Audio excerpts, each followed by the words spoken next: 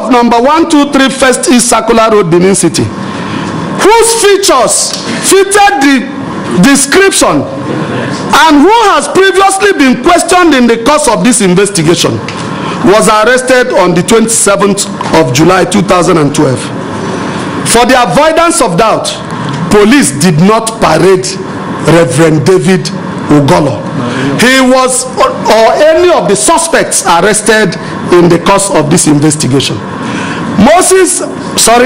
Reverend David Ugolor was on the same day put on an identification parade, which is a legitimate process in the course of investigation, and he was positively identified by the suspect. It is instructive to say this because we have heard that the police identified David to the witness who was coming to identify him, and it was because of that he was identified. No, he was put on parade and he took number 4. When the suspect was coming, the suspect had a leg chain. When he moves with the leg chain, he makes noise, jagwam, jagwam, jagwam.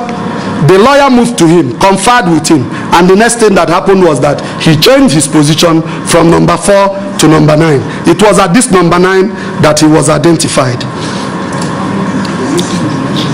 Now it's on video, and the identification parade, the documents relating to the identification parade is document 8 in your appendix, Mr. Chairman.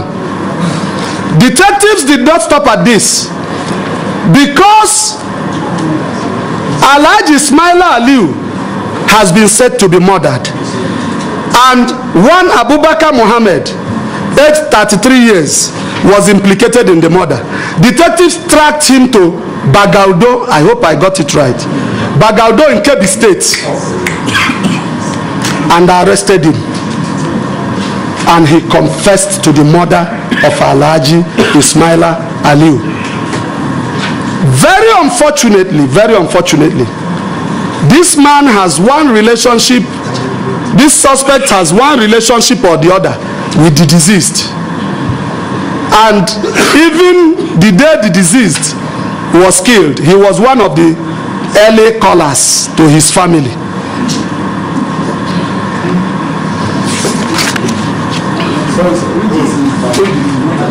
I have talked about Alhaji Ismaila Aliu. I am telling you what the police did as an investigation, at the end of which you will come to the conclusion whether it's shoddy or not. It is instructive to note that all the confessions made by Moses Asamoah-Okoro were verified, and all of them have tremendous merit. It is also important to state that Reverend Moses Ugolor denied the allegations. Reverend David Ugolor denied the allegations against him and posited that he was being framed up by Garuba Usman Maisamari. Maisamari insisted that his identification was not ambiguous. Danjuma Musa, Moses Asamoah-Okoro, and Muritala Usman confirmed that Auta Umaru wore a face cap on the night of the operation, and that recovered cap has been identified by them as the cap of Auta Umaru. Other disclosures by the suspects: Danjuma Musa, Muritala Usman, Auta Umaru, and Moses Asamoah-Okoro confessed that all the items stolen from late Olaitan Oyerinde's house was sold to Garuba Usman Maisamari, who paid them 152,000 naira. Usman Maisamari admitted. Garuba Usman Maisamari admitted that he bought 2 laptop computers, 2 Galaxy phones, 4 BlackBerry phones from them on the 4th of May. That 4th of May, when this man was murdered, that was the day he bought it. He admitted that he sold the BlackBerry handset to Hassan Babe Ita Aliu and the Galaxy phone and laptop to Bashiru Yusuf. He also disclosed that this Bashiru Yusuf has been arrested by the State Security Service and was in custody. The police requested for access to the suspect from the Department of State Services, but no response was received. You will see the letter as document number 7. Further investigative actions. The police invited Mrs. Oyerinde to come and do an identification of the suspects. She preferred to do pictorial identification for fear of her life. The photographs of these suspects were taken and placed with 16 other photographs. Mrs. Oyerinde has been able to identify 3 of the suspects, namely Moses Asamoah-Okoro, Muritala Usman, and Auta Umaru, as the people who raided her house and murdered the husband. Of course, the non-identification of Danjuma Musa the reason is obvious. Danjuma Musa was the policeman, the police guard at the gate, watching out to see whether there will be invading forces. So he didn't enter the house, and Madam did not see him.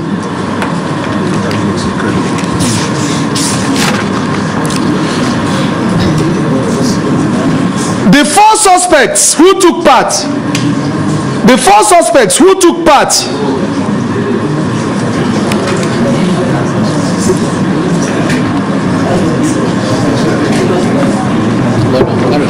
yes, sir. What do you mean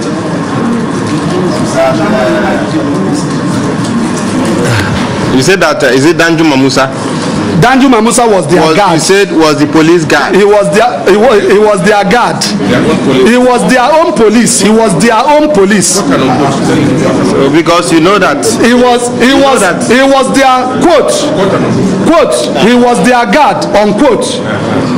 He was their guard who was giving them. We need to avoid every ambiguity. Thank you. Situation like this, because you know that the police is on trial in this matter. Thank you, Mr. Chairman. Thank you, Mr. Chairman. Right, sir.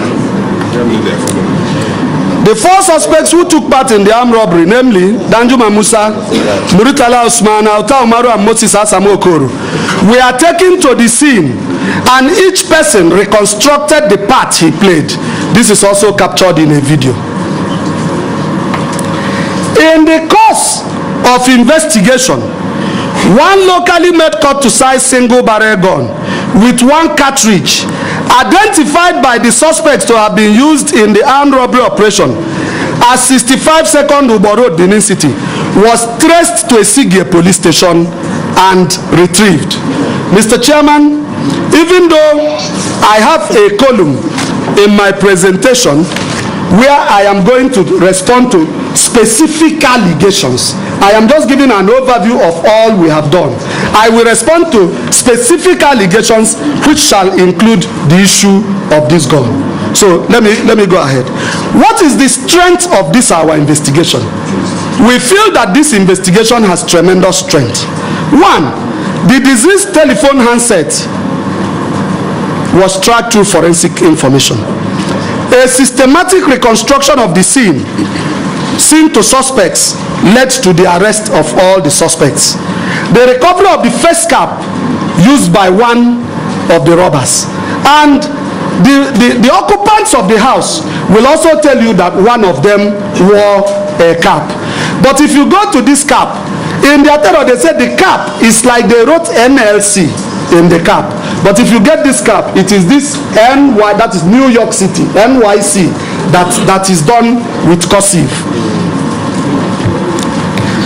Now, identification of the 3 suspects out of the 4 suspects that raided Comrade Olaitan's house by the wife, the recovery of the single barrel locally made cut-to-size with 1 cartridge belonging to the gang, the video capture of the scene reconstruction that revealed the role played by each suspect, the confessional statements have been attested by a superior police officer, uncovering of other crimes committed by these suspects. 1, the murder of Alhaji Ismaila Aliu, the attempted murder on Alhaji Badamosi Saleh and his deputy, the involvement of Moses Asamoah-Okoro in raiding Aginibode police station, the recovery of the handset of Dr. Vincent Efada, the recovery of 20 other handsets in Girei, because the phones that were being shifted to Girei were also sold to other people.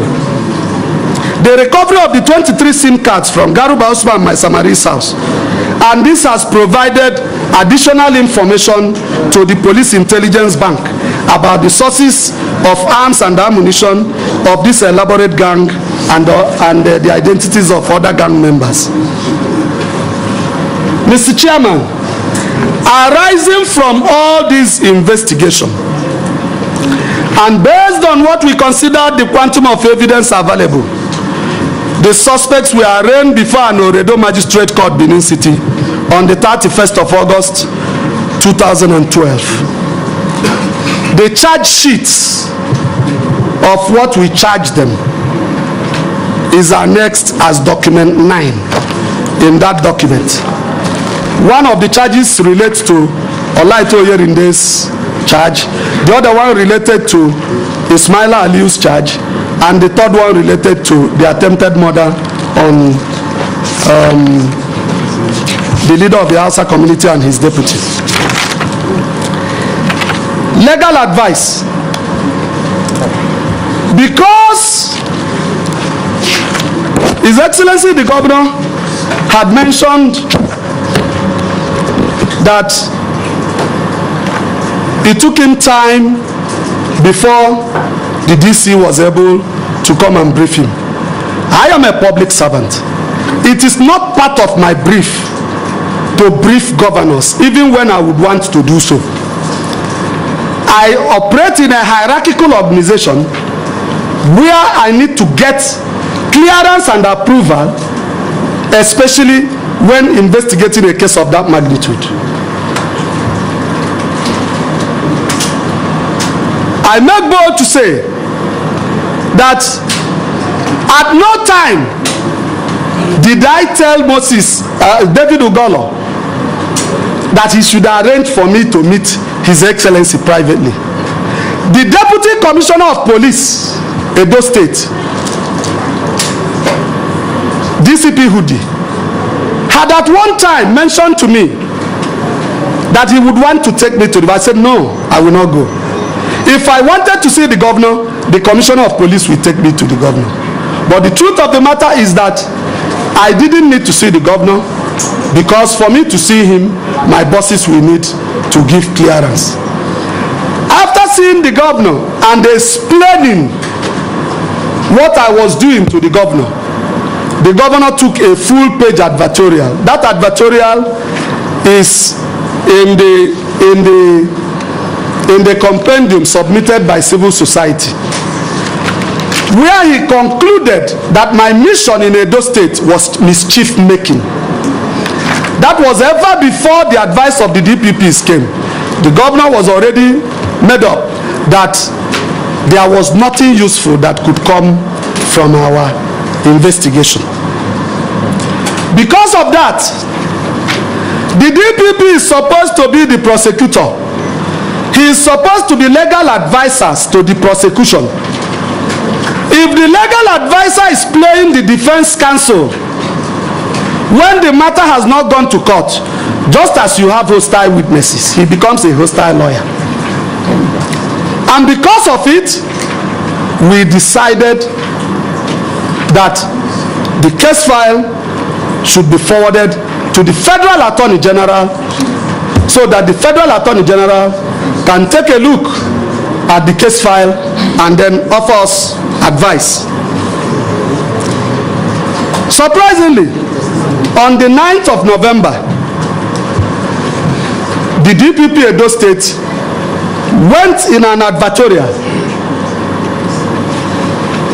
Nation newspaper of 9th November 2012, where he stated that he was in receipt of the duplicate case file from the Magistrate Court of Oredo,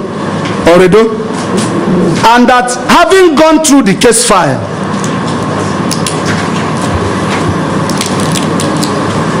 he gave his advice. That is document 10. Even in that case file, The DPP mentioned that a prima facie case has been made against 6 of the suspects out of the 10 we arraigned. That he has his doubts about 2, and that he needs corroborative evidence in the 2 others. The advice in question. Since typographical errors are afterthoughts, in the same advice,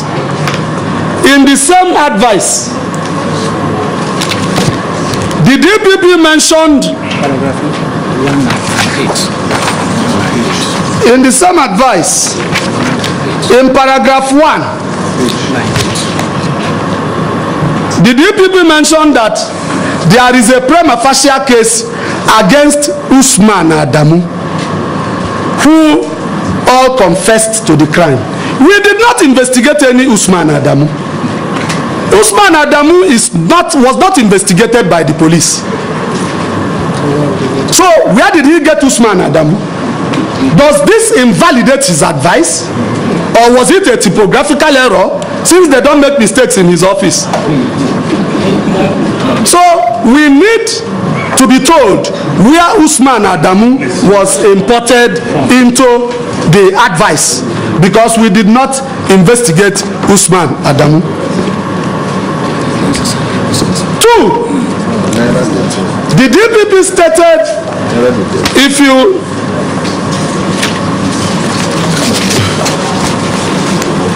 last paragraph of his advice, he said, I am further directed to inform you that upon our request, this office is in receipt of a duplicate case file from SSS, which also investigated this incident, and is aware that the case file, along with some persons apprehended by the SSS, who reportedly also made a confessional statement, have been handed over to you. We state very unequivocally that we did not receive any case file from the SSS. Be it duplicate, be it original, be it faxed, we did not receive any case file. And till date, and for the DPP to state this so unequivocally, I want to know his source. Who told him that duplicate case file has been given to the police? Be that as it may, what you received were the suspects. I will say what we received when I go to case number 2, which is the case of the 7 suspects handed over to us by the SSS. What did you? What we received was a covering letter with 7 suspects. What did you expect us to conclude this?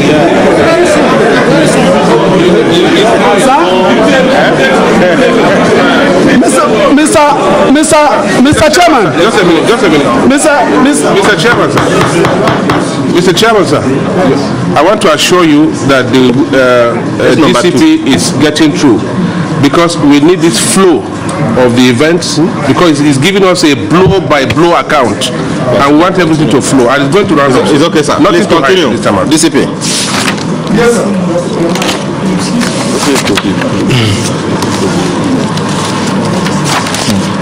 Mr. Chairman, I also want to say that the federal DPP has rendered a legal advice on the case file we forwarded to him, and that advice is contained in document 12 in appendix 3.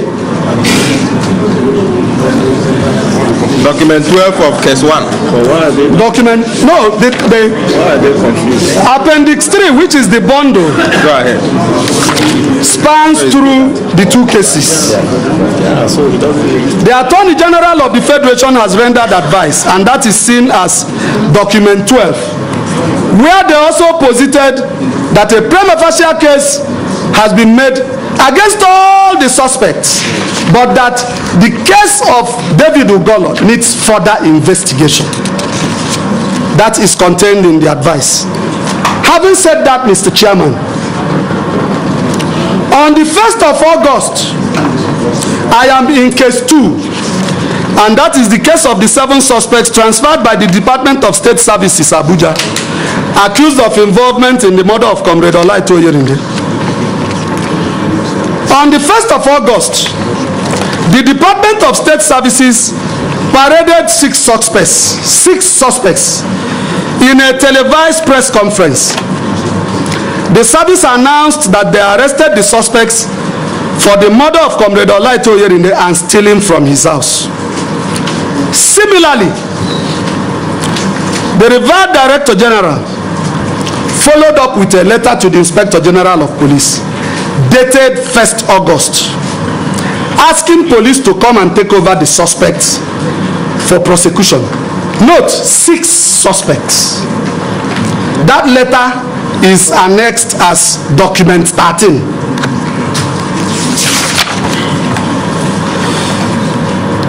Then on the 23rd of August,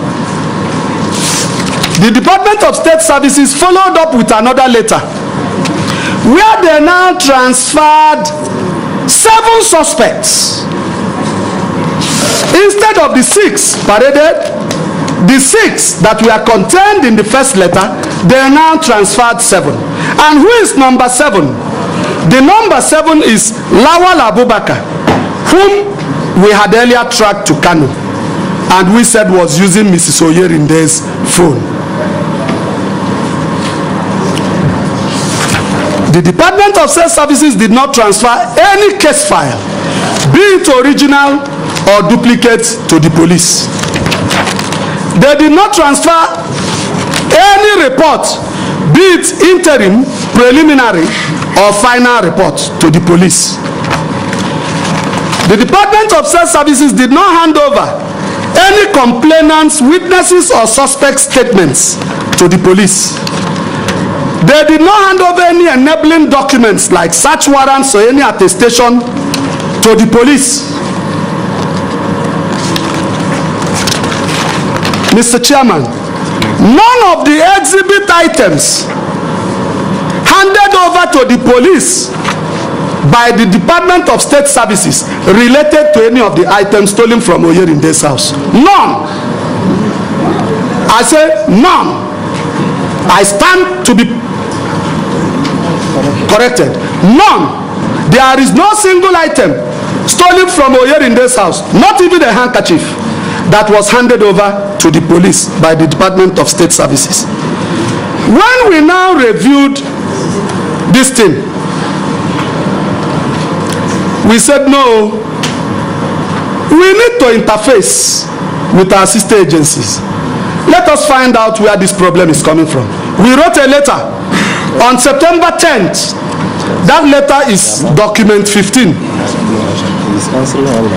That letter is document 15, asking for the operatives who carried out this investigation to interface with our own detectives, or specifically answer the questions we raised. Because Lawal Abubakar told us in his statement that the operatives of JTF and state security operatives that came to his house, that the wife told him that they removed 2 of his phones. So that these phones were not given to us. We stated it in a letter which we sent. This letter we are talking about. 2,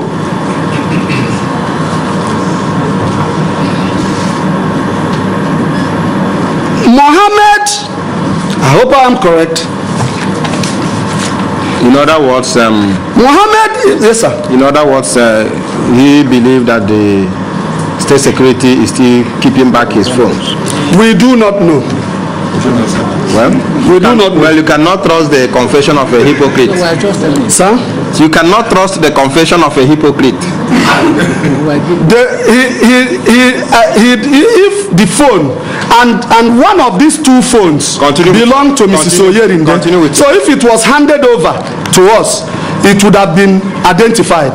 Both Mrs. Oyerinde and Mr. Deyinka Oletubo, the 2 victims of this robbery have come to look at all the items handed over by the SSS, and they have made statements to that effect that none of the items related to any of the items taken from their house is in writing.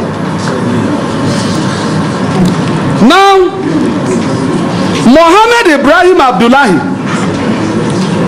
who is said to be the ringleader in this robbery in Oyerinde's house, Mohammed, and that it was from him that the 3 guns were recovered. These 3 guns are English-made guns. He stated that the gun they use in operations are locally made guns and is usually custodied by Isiaka. Isiaka is a Fulani nomad who usually stays in the bush that custodies these guns. But when we now saw that out of these 3 guns handed over to us, 3 were double barrels, Magnum, Europa Magnum, while 1 was a pump action. And they didn't look like the description the household offered about the gun they used.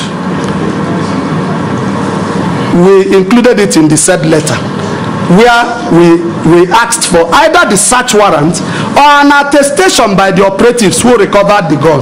We have not received the reply. The police, therefore, had no choice. The police had no choice than to perform its statutory responsibility of criminal investigation. Hence, all the suspects were taken to Benin for investigation. For prosecution. Sir? For prosecution. For investigation. Okay. I cannot prosecute when I have no materials with which I can do the prosecution. Okay. So, and I cannot run away from my statutory responsibility. And that is why we commenced the investigation. The 3 suspects identified by the State Security Service as the suspects who murdered Comrade Olaitan Oyerinde, Mohammed Ibrahim Abdullahi, Raymond Onajite Oribo, and Ede Chikezie were variously interrogated. They admitted being armed robbers who usually operated as a gang of 6 made up of themselves, 1 Sani, 1 Ali Elias Smoli, and 1 Isiaka. The 3 are at large. They also admitted to various armed robbery escapades in Benin City, promising to take the police to the locations, but denied any involvement in the armed robbery of 4th May at number 65 2nd Obo Road, GRA, Benin City. They also admitted that in the operations, they were usually armed with 3 cut-to-size single-barrel guns provided by Isiaka, Fulani nomad, who is a member of the gang. And at large, Mohammed Ibrahim Abdullahi posited that when his house was searched, only 1 hammer, 1 machete, and 2 kitchen knives were recovered by operatives of Department of State Service and denied knowledge of the Europa. I have said this before. They were taken, they posited that they were never taken to the scene of crime. That is Comrade Olaitan Oyerinde's house. That they were shown his house from a BlackBerry telephone by their interrogators. Why this appeared to us to have some merit is because on arrival on the 5th of May in Benin, after we had visited the scene, we got DPO Ubo Police Station to seal the crime scene. The crime scene was sealed and put under lock and key. We controlled entrance and exit of that house for more than 3 months. Even when the family wants to get in there, they will tell us and we will come and wait for them. So it becomes curious to me that suspects who have been arrested with respect to a heinous crime were not taken to the scene of crime. They may have been taken, I don't know. Now, the suspects, Mohammed Ibrahim Abdullahi, Raymond Oribo Chikezie admitted knowledge of Seidu Yakubu Elias Imam as a receiver of stolen property in Ring Road. Hassan Bashiru admitted being a receiver of stolen property and also admitted knowledge of Sani Abubakar and Lawal Abubakar. Hassan Bashiru admitted that he bought telephone handsets and laptop from one Garuba Usman Maisamari. I want to give you, when my boss spoke, my boss said the last two suspects arrested by the SSS were implicated receivers in the robbery or in Oyerinde's house. You can see the link. Bashiru Hassan, who was handed over by the SS, admitted that he bought laptop and he bought telephone handset from Garuba Usman Maisamari, the man in our custody. He also admitted that he has sold several telephone handsets to Hassan Babete Aliu in the past. Operatives now relocated to Benin because the stage was set in Benin. When they got to Benin, the first place the suspects took them to was Mrs. Ladi Akogu's residence at Ebo community behind Benson Idahosa University. The woman was identified, Mrs. Ladi Akogu. She confirmed that armed bandits invaded her house twice, on the 18th of December 2011 and on the 29th of April 2012. She confirmed that the armed robbers stole under gunpoint one laptop, 8 different types of telephones belonging to her and her children, 70,000 cash, assorted food ingredients valued 58,000. She also stated that the idiots raped her sister, I won't mention her name, by placing her on a plank that has nails, and after the rape, the girl was badly injured. That girl raped identified Chikezie Ede and Mohammed Abdullah Ibrahim as the people who raped her. The woman also said that there was a failed attempt on the 21st of December 2011 by bandits to operate because Operation Storm came in and saved the situation. Having been done with that, we moved to the scene 2. Mr. and Mrs. Olucheke family. They reside as number 6 Power Line, Trinity Way, GRA Ubobinin. Olucheke is the staff of Chevron Oil Limited company. He stated with his wife that robbers invaded their house on the 2nd of March 2012 and 7th of April 2012 respectively. That they stole 160,000 men to pay his children's school fees, Ghanaian currency that is about of 26,000 equivalent, 1 iPad phone, 1 BlackBerry Touch, 1 Samsung handset. With profound respect, Mr. Chairman. Yes. If we go on this way, we're not going to end. There is no denial of the fact that these sets of suspects are criminals. We are not asking for their geographical data. We want relevance and direct relevance, case in point. But the way we are going, sir, It's okay.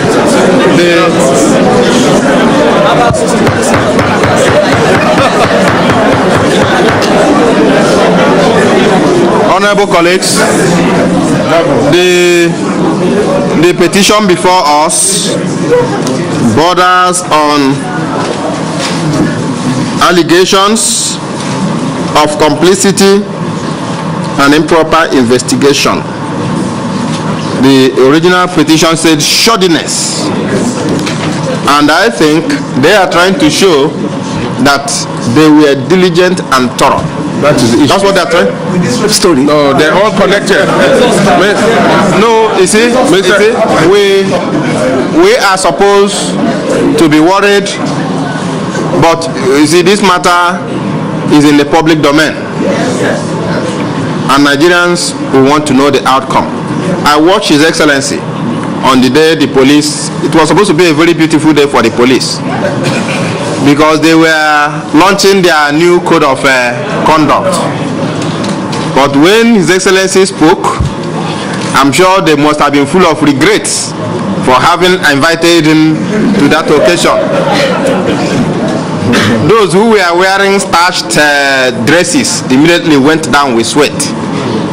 So that's why we are patient. It's not convenient to us. If we are not able to finish today, honestly, we'll continue tomorrow. But please, try. You have written your submissions, and no matter what you say here, we are going to read them before we do our report. So see the areas you don't need to take so much time on. Thank you. Please continue. Mr. Chairman, general interest as police officers and to the police force as an institution, if we jump paragraphs that will compromise our integrity.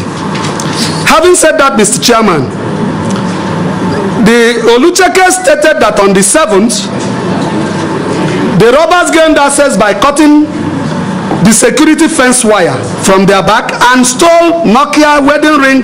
What we are using this to show is that these criminals you arrest, these suspects, actually made acceptable confessions relating to several crimes. Exactly. They were taken, and that the other ones they confessed, you investigated and confirmed that they happened.